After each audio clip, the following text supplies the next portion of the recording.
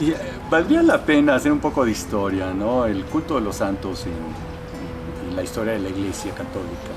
Pues eh, parte desde el inicio del cristianismo. En los primeros siglos, que eran los primeros 3 siglos del cristianismo, que son siglos de persecuciones, eh, la gente empezó a rendirle un culto a los mártires. Entonces visitaban sus lugares de sepultura y ahí empezó a desarrollarse un culto y a celebrarse de alguna manera la memoria del mártir, generalmente en el aniversario de su martirio. Cuando la paz constantiniana, 313, pues ya no son solo los mártires, los fieles empiezan también a reconocer la calidad de vida cristiana de los grandes confesores, como pudieron haber sido en aquellos tiempos San Ambrosio, San Agustín, San Jerónimo, en fin. Entonces empieza a desarrollarse también este concepto de la fama de santidad, no solo de los mártires. Y va a ser ya en la Edad Media, en el siglo XIII, que los papas del tiempo van a decir, bueno, es necesario regular este culto para evitar abusos que fueron surgiendo, también para pues identificar un poco la santidad auténtica de estas personas que eran veneradas como santos. Entonces empiezan los primeros procesos ya canónicos, de alguna manera pues hasta el principio del siglo XIII pues era la voz del pueblo la que decía estos son santos. Del principio del siglo XIII en adelante sí es la voz del pueblo, pero el Papa va a decir la última palabra la tengo yo. Vamos a hacer un proceso para discernir la autenticidad de esta fama de santidad. Y estos procesos se van a ir evolucionando hasta que en el siglo XVII y después en principios del XVIII se establecen normas ya más desarrolladas, que son prácticamente las mismas que vienen fungiendo en nuestros días. Son normas que están vigentes, si bien hay una legislación del tiempo de Juan Pablo II, pero basada en la práctica que venía ya en los procesos del siglo XVII y XVIII. Estos procedimientos pues tienen varias etapas. Yo empezaría por decir que una primera etapa es la recolección de pruebas y la segunda va a ser la evaluación de las pruebas. Entonces, la manera ideal, como se trabajaría un proceso en nuestros días, pues es que si alguien está interesado en promover la causa de un fiel cristiano que murió en fama de santidad, que aparentemente pues Dios concede gracias a través de su intercesión y que pues la gente considera que vivió en un grado heroico, pues lo primero que habría que hacer es reunir pruebas. Si el caso es reciente, ¿verdad? Que tenemos personas que lo conocieron en vida, pues yo empezaría por recoger esos testimonios, un programa de historia oral, tal cual, donde espontáneamente la gente hable. Estos testimonios son muy ricos, muchas veces son anecdóticos, son cosas que cuando se elaboran cuestionarios específicos, pues se dejan de fuera. Entonces, aquí una primera recopilación de pruebas sería la espontaneidad. Estos testimonios, desde luego, pues se van a transcribir y se va a pedir a la persona, al informante, que los firme para darle cierto valor legal. Y vamos a meter también una firma de algún testigo para darle cierto apoyo, cierta validez al documento. El otro punto sería pues la organización del archivo de la persona, del candidato, ¿verdad?, que queremos promover al honor de los altares. Cuando hablo de un archivo, puede ser el archivo de la persona o puede ser el archivo de la institución donde desarrolló su actividad. A veces sucede, ¿verdad?, que la persona nunca guarda documentos y no existe un archivo personal. Pero bueno, algo habrá.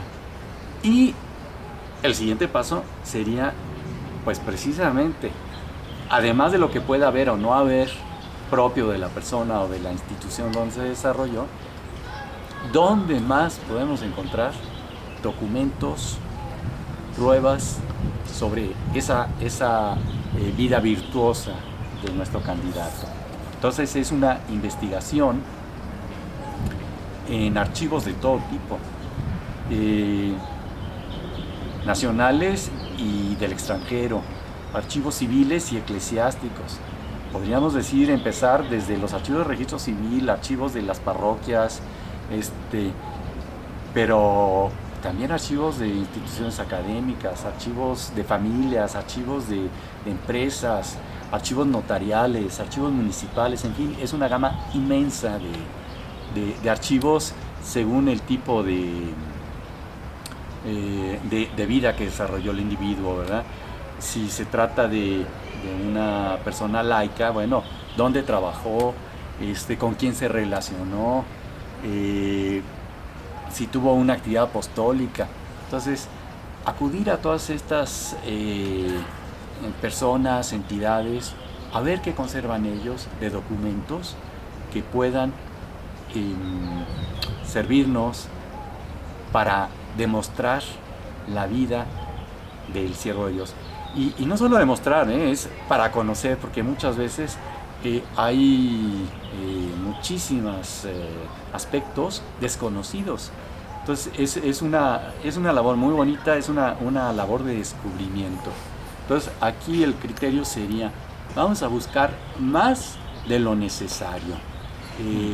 La experiencia nos dice, ¿verdad?, que a veces buscando en lugares donde no imaginamos, podemos encontrar documentos que interesan a la causa. Entonces, esa es otra etapa muy muy importante de trabajo preliminar. El momento que, bueno, vamos encontrando documentos, estos documentos se transcriben y vamos a hacer lo mismo, vamos a darles validez legal. Entonces, los vamos a autentificar con un notario, puede ser un notario eclesiástico, si se trata de un documento de archivo eclesiástico, o puede ser el encargado del archivo, si es un archivo civil, entonces el sello, la firma. Conviene también, desde luego, antes de para poder hacer la transcripción, haber fotocopiado este material, ¿no? Y estas fotocopias también se certifican su autenticidad. Entonces, vamos nosotros preparando todo una masa documental, que es la que nos va a dar la fortaleza, digamos, ¿no?, a la hora que hagamos la petición de introducir la causa. Hay dos pasos también que se tienen que dar en esta fase preliminar, que sería la catalogación de todo lo que hemos reunido, organizado de alguna manera, y tenemos que elaborar una biografía científica, no de divulgación, sino realmente una biografía que analice y cuestione aspectos positivos y aspectos negativos. Una biografía que nos permita valorar realmente la oportunidad o no de introducir la causa. Entonces, si nosotros al final de todo este trabajo pues quedamos confirmados en este convencimiento de que la persona que queremos proponer al honor de los altares pues es santo, entonces nos dirigimos al obispo de la diócesis donde murió el candidato, que le vamos a presentar por escrito la petición y vamos a anexar a esta petición la biografía, el catálogo de los documentos y de las pruebas que se han reunido, y le vamos a decir también, bueno, en nuestra opinión, cuál es la utilidad pastoral que tendría introducir la causa de este candidato. Entonces, el obispo, que no está obligado a introducir la causa, él lo que va a hacer, si quiere seguir el trámite, pues es informarse. Habiendo visto lo nuestro, va a hacer otras consultas. Primeramente, una consulta a 2 o más teólogos de su confianza, expertos, que van a analizar todos los escritos autógrafos de la persona que estamos proponiendo al honor de los altares. La idea es descubrir si en ellos hay algo que pueda afectar esa fama de santidad, esa fama de vida virtuosa, y que por consiguiente pudieran ser un obstáculo para llegar al fin que se persigue de una canonización. Otra consulta muy importante también es a historiadores. Él va a nombrar una comisión de historiadores, generalmente son 3, 2 historiadores y un archivista, para que evalúen el trabajo que nosotros, promotores de la causa, realizamos antes de hacer la petición. Si fue completo, si fue objetivo, si estamos siendo sinceros, si no estamos ocultando algo, si no estamos transformando información, manipulando información, y ver si fue un trabajo completo, exhaustivo. Si los historiadores encuentran lagunas, pues ellos tendrían que decirlo y tendrían que completar el trabajo. Por ejemplo, un obispo donde la prueba documental no hay actas de visitas pastorales, pues pudiera suponerse que el trabajo no está completo, quizá no está bien hecho. Entonces ahí es donde los historiadores van a intervenir, ¿verdad? Entonces van a decir, aquí falta. Entonces y ya se pondrán de acuerdo quién va a hacer este trabajo, si son ellos o los mismos promotores. Bien, ya cuando los historiadores dan un parecer favorable, es decir, que están convencidos de que sí es un trabajo bien hecho, que es un trabajo completo, o que si no lo fue, pues ellos ya lo completaron, que no se ha ocultado nada, entonces se hacen otras consultas. Una sería al episcopado. Cuando hablamos del episcopado, pues serían los obispos, por lo menos de la región pastoral, donde se encuentra la diócesis donde se va a introducir la causa. Si estos obispos dieran un fallo contrario, realmente no afecta mucho en cuanto a que el obispo puede, aún con el parecer contrario de los obispos, abrir la causa. Aunque probablemente no sería muy recomendable, porque si dan un parecer contrario, pues será por algo, ¿no? Entonces habría que ver cuáles son las motivaciones. Otra consulta que realiza el obispo es a los fieles a través de un edicto. Esto pues es un edicto que se publica en el boletín diocesano, en el periódico semanal de la diócesis, y muchas veces también a través de un afiche que se coloca al ingreso de las iglesias, con la fotografía y la información de que pues se ha pedido la introducción de la causa, y una brevísima noticia en 2 párrafos, un párrafo de quién fue esta persona que estamos promoviendo al honor de los altares. Y entonces el obispo invita a todos los fieles que puedan tener alguna información de utilidad a la causa a que la proporcionen.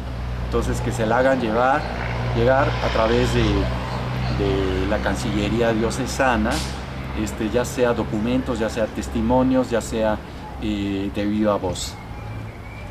Bien, y por último, una última consulta que se hace a la Santa Sede. El obispo se dirige a la Santa Sede para informarle que determinadas personas están pidiendo la introducción de la causa de canonización de una determinada persona, que si la Santa Sede tendría algo que objetar. Y aquí lo que hace la Santa Sede, que es la Congregación de Causa de los Santos, es que se comunica con todos los dicasterios, que son los ministerios vaticanos, las secretarías, ¿verdad?, del Vaticano, a sus archivos para preguntarles, bueno, en esos archivos hay algo que pueda obstaculizar la causa de este siervo de Dios, y pues ya responden. Entonces la respuesta, si es negativa, es decir, no hay nada que obste que se introduzca la causa, pues adelante. Si al contrario es afirmativa, es decir, si sí hay documentos que van a obstaculizar, bueno, pues ahí entonces ya la Congregación de Causa de los Santos comunica, aquí hay dificultades, y probablemente pues ya con eso el obispo diría, ¿saben qué? Hasta aquí, ¿no? Acabo de mencionar la palabra siervo de Dios. Este término empieza a utilizarse en el momento en que los promotores de la causa, que canónicamente en los trámites tienen un nombre que es el de actor.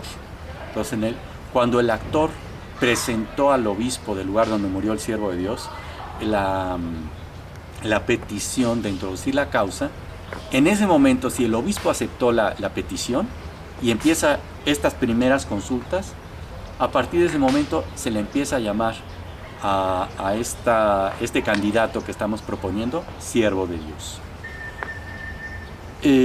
Bien, entonces, si ya tenemos todas nuestras consultas realizadas y sea cual sea la respuesta, el obispo del lugar decide continuar con el trabajo, entonces va a nombrar una comisión instructora, a veces llamada también tribunal, que es un término pues ya un poco pasado de moda, pero se ha quedado esa costumbre de llamarle tribunal, donde hay generalmente un delegado episcopal, por otros conocido como juez, que hace las veces del obispo. Es rarísimo que el obispo haga el trabajo, porque es alguien que está siempre muy ocupado en otras cosas, ¿no? Entonces delega.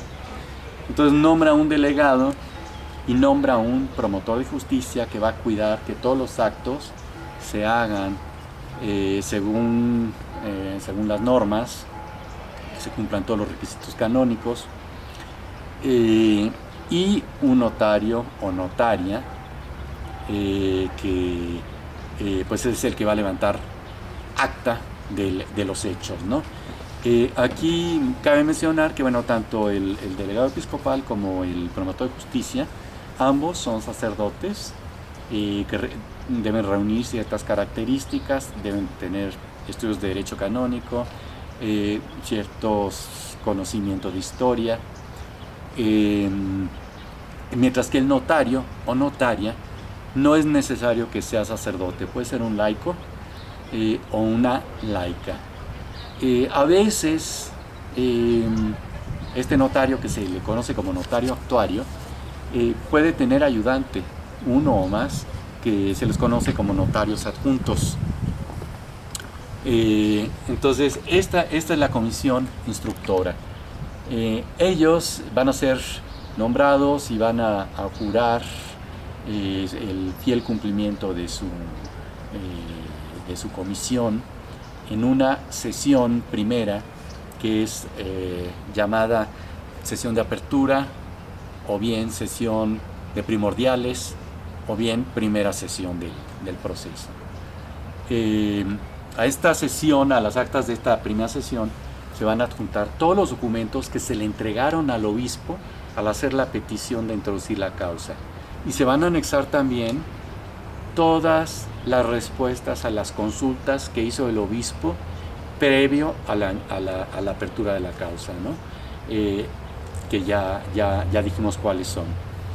Se añade también el cuestionario con el cual los instructores van a interrogar a los testigos y la lista de testigos. La lista de testigos es presentada por el representante de los actores, es decir, de los promotores de la causa. Este representante, canónicamente, se le conoce como postulador. Entonces, el postulador es quien va a estar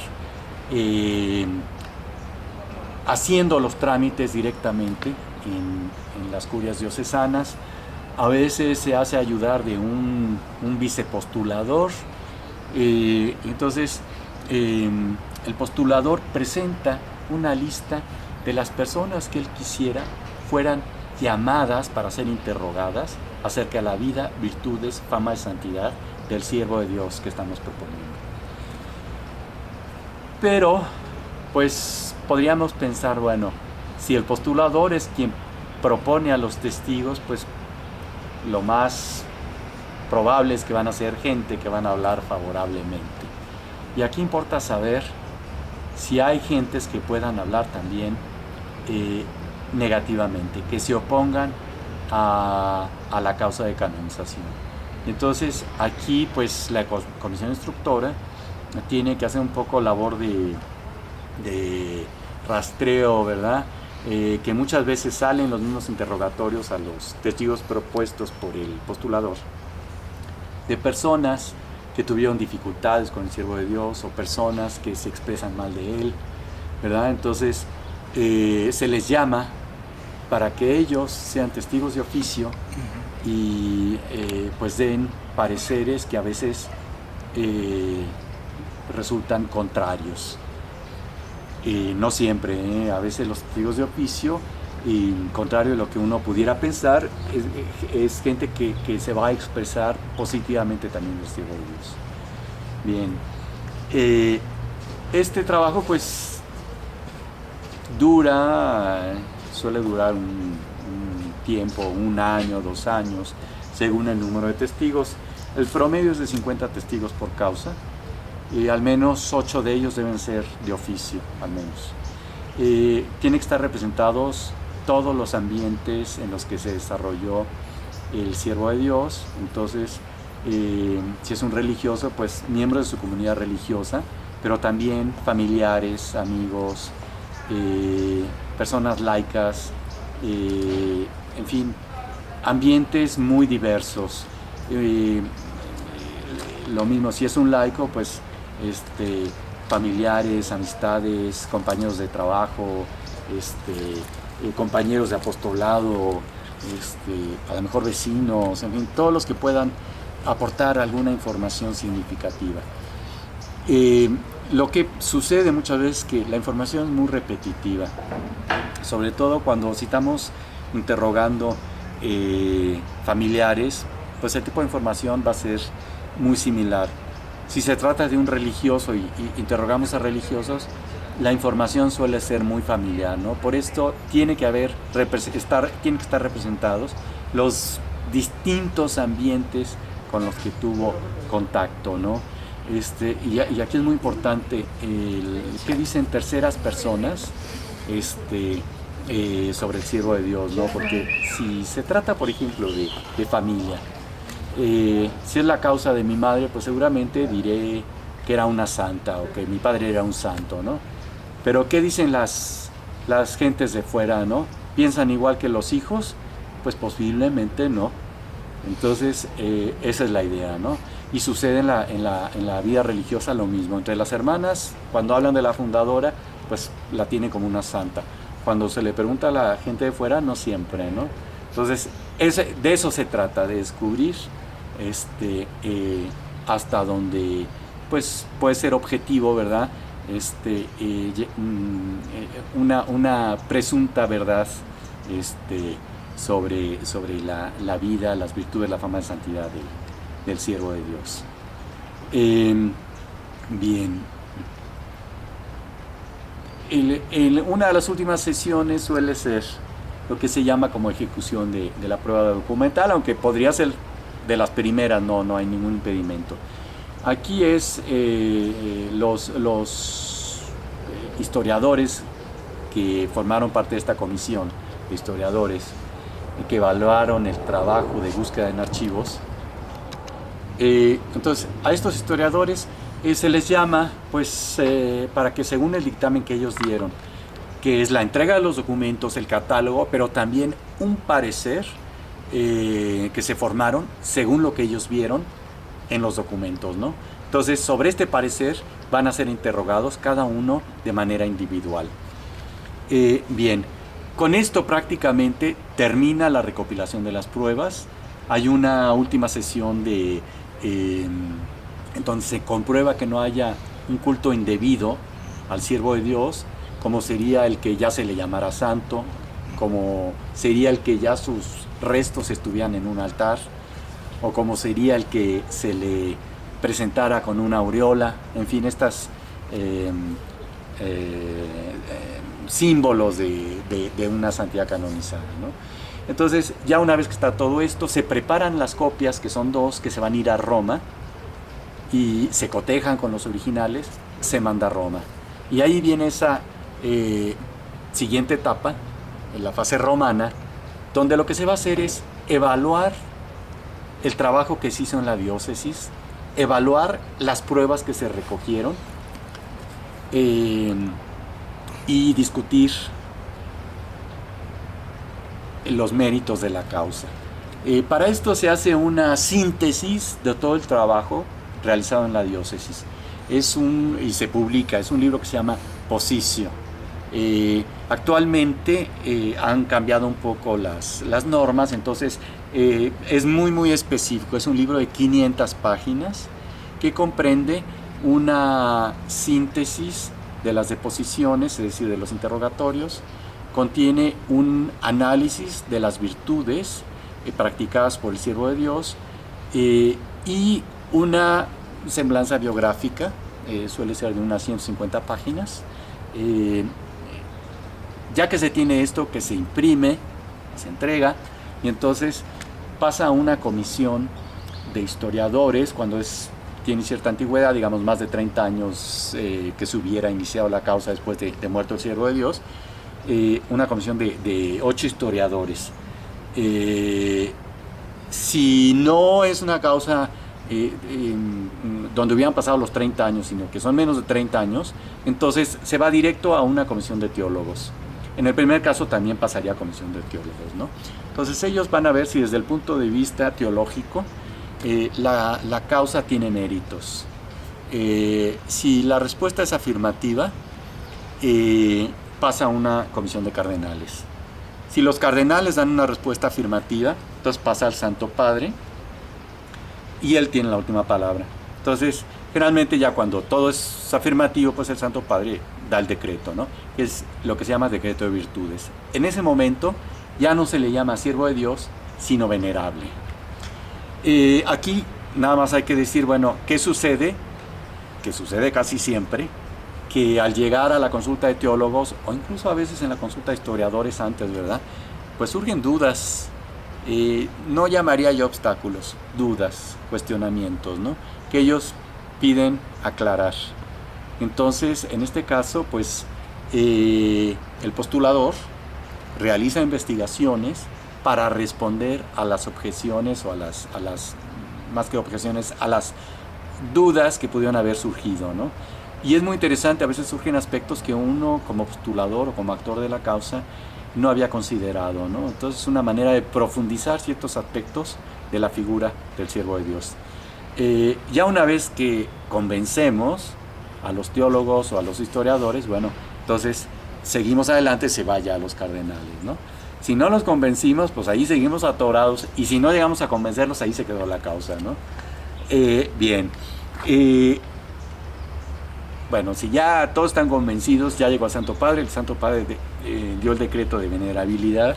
Entonces, lo que nos faltaría, pues es un milagro que es el signo que la Iglesia pide como una,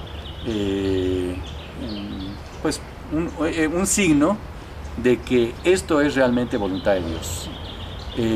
Es un milagro en el caso de los siervos de Dios, donde se sigue una causa de vida y virtudes, mientras que los que fueron por martirio, ahí no se requiere el milagro. Automáticamente ya no habría venerabilidad, sino que se pasa a la ceremonia de beatificación. En la mayoría de los casos de causa, vamos, en lo que son las causas de siervos de Dios por vida y virtudes, pues el milagro es generalmente físico, una curación, que no tiene explicación científicamente, y esto hay que demostrarlo con todo tipo de pruebas científicas. Entonces ahí el proceso es muy similar a lo que se hizo en la diócesis para vida y virtudes. Se va a instruir en el lugar donde tuvo lugar el hecho.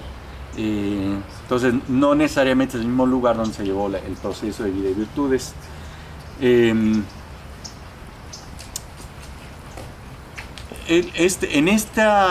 lo que cambia, ¿verdad?, es que en los instructores,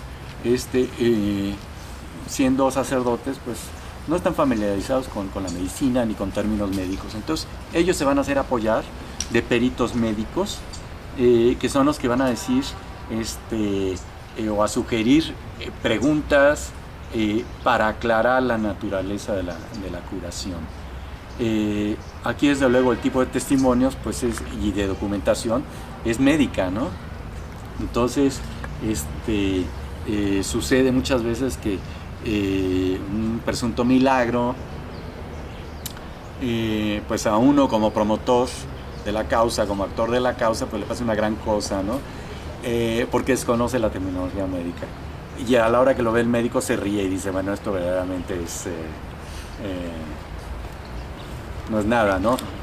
Un ejemplo brevísimo y sencillísimo, un caso hace varios años que me sucedió de una envenenada con zinc, que yo como postulador de la causa dije, extraordinario, estupendo. Se lo enseñé a un médico de mi confianza, pues para darme una idea del peso del presunto milagro. Y se ríe y me dice, lo que se bebió de zinc es menos de lo que contiene una cucharada de astringosol. Me dice, no era ni para darle dolor de estómago. Entonces, sí, para procesos de milagros se requiere la presencia de médicos. Y lo mismo va a pasar en Roma, ¿eh?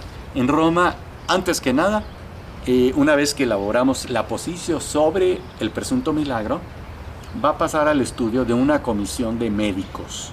Entonces, una consulta médica. Si no pasa esta consulta médica, ahí se quedó el proceso del milagro. Tendremos que esperar otro caso. Y así pasa la consulta médica, que es rarísimo que pase. Creo que el promedio es más del 90% rechazado.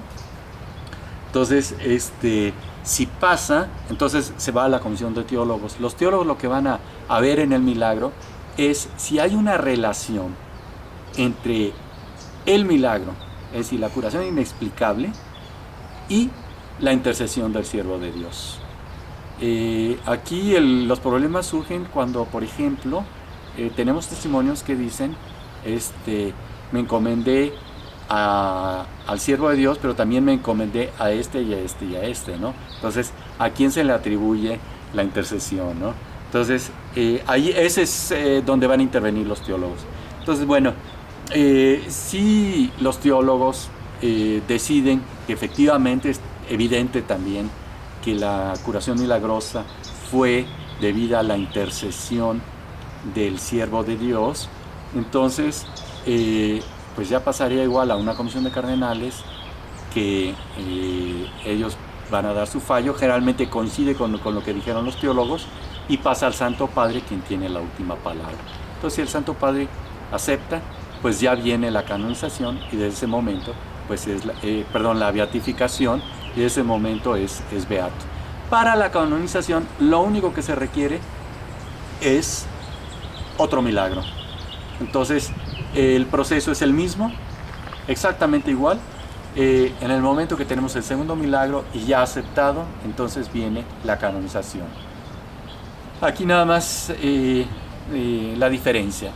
La beatificación es el acto por el cual la Iglesia concede el permiso, concede el culto al siervo de Dios, al venerable, ahora será beato, en una determinada región geográfica o entidad, como puede ser un instituto religioso, como puede ser una diócesis, en fin.